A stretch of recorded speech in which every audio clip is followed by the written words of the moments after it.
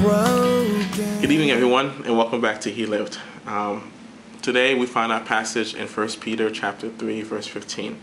And it says, "But in your heart set apart Christ as Lord. Always be prepared to give the answer to everyone who asks you to give the reason for the hope that you have.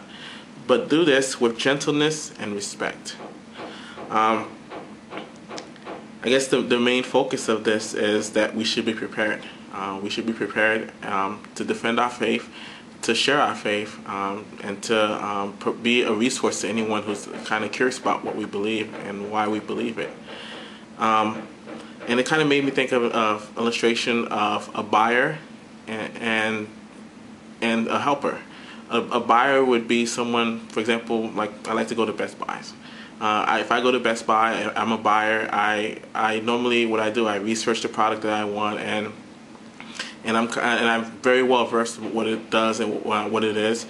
And the person who's normally walking the floor at Best Buy is the seller. And at Best Buy, there's no commission, so the seller is really, or the helper is the person there to kind of answer questions that you have. And sometimes they're knowledgeable, other times they're not.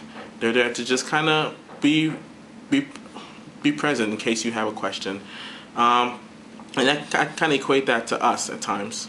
We don't have to be a top-notch theologian. We don't have to have a master's of divinity, but we just have to know what we believe in. And at times people will approach us and say, "Hey, why do you believe this?" And we just have to be prepared to answer them, as Peter says his, with respect and gentleness.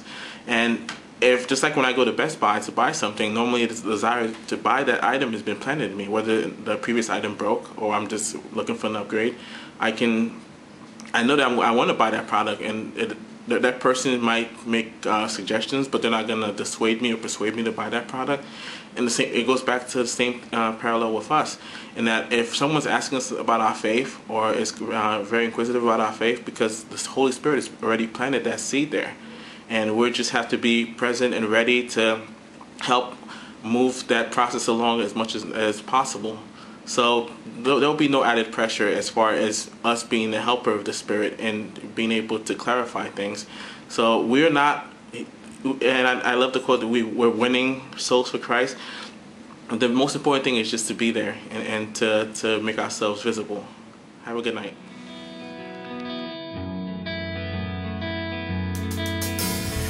Broken and so tired.